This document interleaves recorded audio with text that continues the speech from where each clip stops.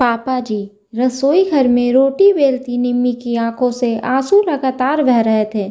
संयुक्त परिवार में कहने के लिए सब साथ साथ रहते थे, पर वो तो सिर्फ इतना जानती थी कि सब बस हर बात पर उसे और उसके माता पिता को जलील करने की फिराक में रहते थे। आज भी तो घर में मेहमानों के बीच उसके रंग रूप और रहन सहन को लेकर मजाक उड़ाया था। उसकी नंदों ने, मैत्री देवी भी तो अपनी बेटियों के साथ हंस रही थी उस पर, और उसके माता पिता का भी मजाक उड़ा रही थी। देखो, दिल्ली से पार्सल आया है, अपने नाती के जन्म और उसकी छठी पर तो आए नहीं, और अब बच्चे के जन्म के 3 महीने बाद यह छठियारी भेजी है। हमारे तो सारे अरमानों पर पानी फेर दिया समधी जी ने।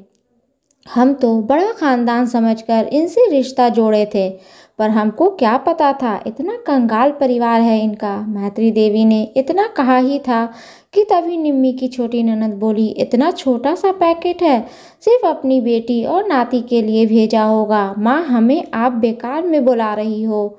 कौन सा हम दोनों बहनों के लिए कुछ होगा इसमें। निम्मी को बिल्कुल अच्छी नहीं लगा रहा था सासू माँ और नंदों की यह बातें। एक तो शादी में इनके सारी शर्तें मानी थी उसके पिता ने, दूसरे राज्य में आकर अपनी बेटी के ब्याह में कितना परेशानी झेली थी। क्या यह लोग नहीं समझ सकते।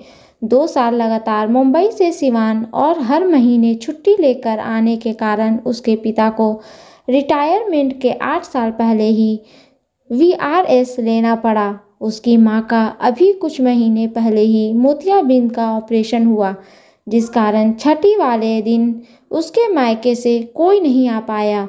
निम्मी का मन बेचैन था अपनी माँ को देखने के लिए, पर पहले गर्भावस्था का अंतिम माह था, इसलिए उसे ऐसे में किसी ने जाने की इजाज़त नहीं दी।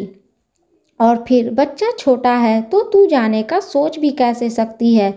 मैत्री देवी उससे कहती। हफ्ते महीने में एक फ़ोन पर माँ पापा से बात होती थी निम्मी की। तब उसके पापा ने एक दिन उसे बताया था, बिटिया रानी, अब रिटायरमेंट के बाद तेरा पापा तो बूढ़ा हो गया है, अब इतनी दूर आ तो नहीं सकता। फिर तेरी मम्मी का भी अभी इलाज चल ही रहा है, तो ज़्यादा पैसा भी नहीं है तेरे बूढ़े पापा के पास, पर नाती को आशीर्वाद के रूप में जो जुड़ सका वो भेज रहे हैं। पार्सल खुला तो उसमें सिल्क की 7 साड़ियाँ थी और बच्चे के कपड़े और उसके हाथ पैर के लिए चांदी के गहने थे।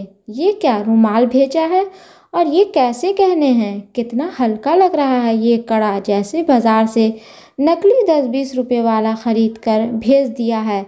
मैत्री देवी ने कहा। नहीं माँ, साड़ियाँ हैं, मम्मी ने आपके लिए, दोनों बेटियों और चारों बहुओं के लिए भेजी है, और यह असली चांदी ही है।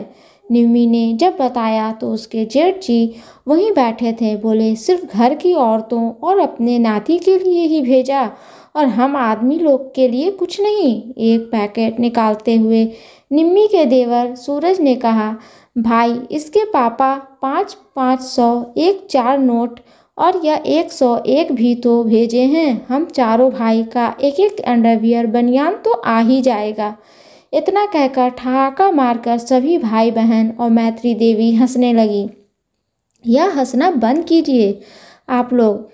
उन लोगों की परेशानी में हम लोग उनकी कोई मदद नहीं कर पा रहे हैं, और ऐसे में भी पापा जी ने कितना कुछ भेजा है। निम्मी के पति देव ने कहा, पापा जी, वह भाई तरक्की कर रहा है, अपने ससुर जी का भक्त बन गया है तू तो। बड़े भाई ने कहा, मुझे इस संबंध में कोई बात नहीं करनी है। आप लोगों को निम्मी और उसके परिवार को जलील करके पता नहीं क्या खुशी मिलती है। कभी सोचा है अगर हमारी दोनों बहनों के ससुराल वाले भी इसी तरह उन्हें और हमें हर छोटी छोटी बात पर जलील करेंगे तो हम पर क्या बीतेगी।